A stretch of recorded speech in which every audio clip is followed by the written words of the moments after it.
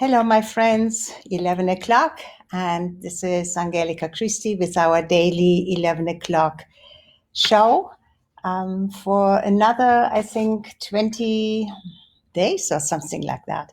I haven't really counted, but how are you guys doing? How is everybody doing? It's for me, it's getting a little long. This being not socially, but physically distant, that I can't go anywhere. How are you ladies doing with your nails and with your hair? And, we cannot do the things we used to do. And it's after more than 5 weeks for me now, it's getting tough. My hair is, thank God I had a really short haircut before this all started. But, it's a little bit of a challenge. Hello, Tony. Hello, Jackie. Okay, but today I want to speak a little bit about something to do with business. Um, and I would like for you to just think about what does it really mean for you to have Facebook friends? How well do you know your Facebook friends?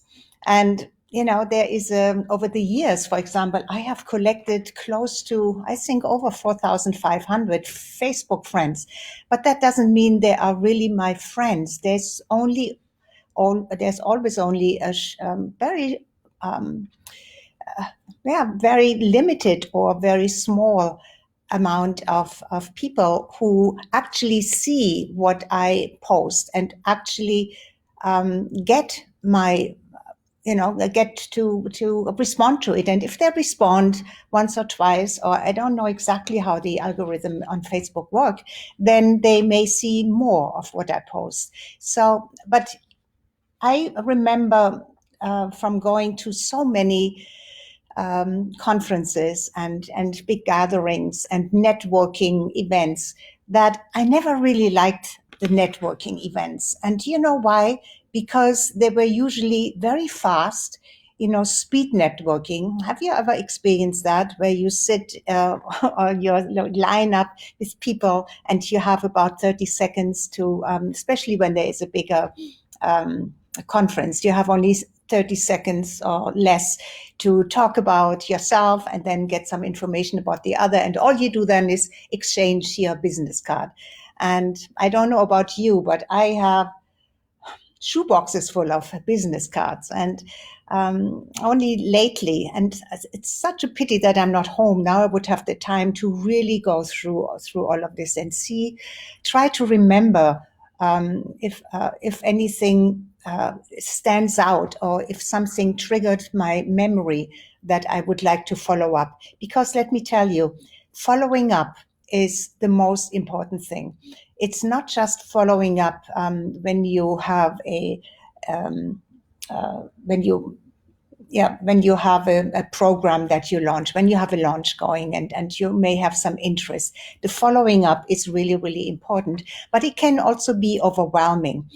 So here is what I am starting to do, and maybe you want to think about this, doing it by yourself as well.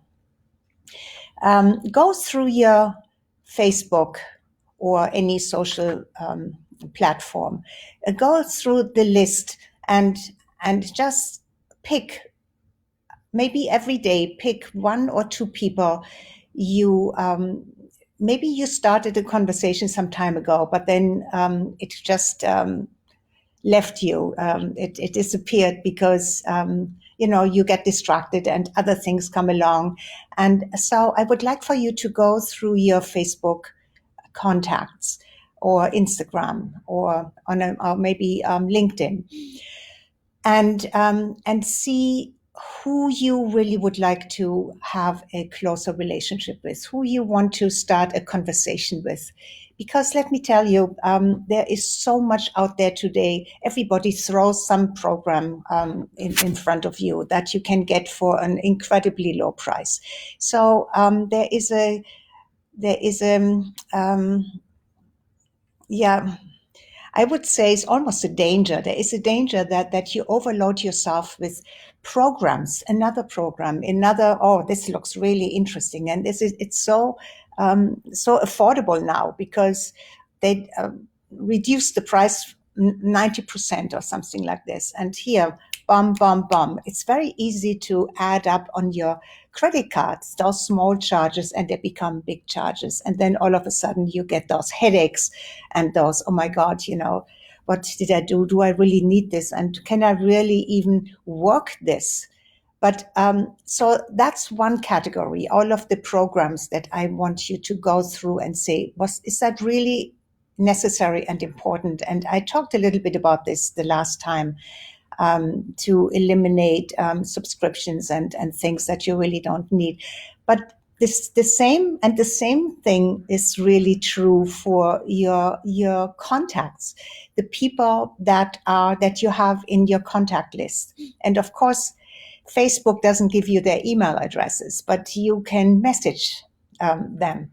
And so I think it would be a really good exercise to go through your contact list and pick one or two a day that you want to get to know better, that you feel you may have something in common, that you may be able to support each other, to encourage each other. I mean, this is really the reason why I wanted to, and I'm going to create this more intimate group that I'm going to start on Monday, so that we can get to know each other better, and that we can see where we can help each other, because the really the benefits of groups is that you don't see everything. You have a lot of blind spots, and when you have a group that is really dedicated to helping each other, there is a tremendous amount of value, that comes from that. So why don't you do that? Why don't you go through your Facebook lists and look at who is really valuable to you, who maybe is in there that you thought would be somebody to have as a contact, but you have never really started a conversation with. So, and and if you have thousands like I have, why don't we start to pick maybe one or two a day and eliminate maybe 10? Yes? Would that be something? I believe you have then a much greater opportunity to see who is really your tribe. I mean, try to um, to bring forth, to bring into the limelight, so to speak, the people that you want to have as your tribe, who you have something to share with, how you have something in common with. Because otherwise, what is this all about? And in today's world, the personal contact, to know somebody, to really understand somebody, and not just look at somebody, what can I get out of this person, or what kind of business opportunity can I get? No, it has to start with, is this person, do I feel an alignment, or do I feel a kinship, or do I feel that we have a lot in common? Could this become a real friend? And we can really create deep friendships, even though we may live thousands of miles. I wanted to say kilometers, because there is still that little bit of German in me that is attached to the metrics, rather than another system, not yards but meters. So why don't you do that? And let's do that together. Put in maybe an intention that you want to make a more personal contact with at least one of your Facebook friends.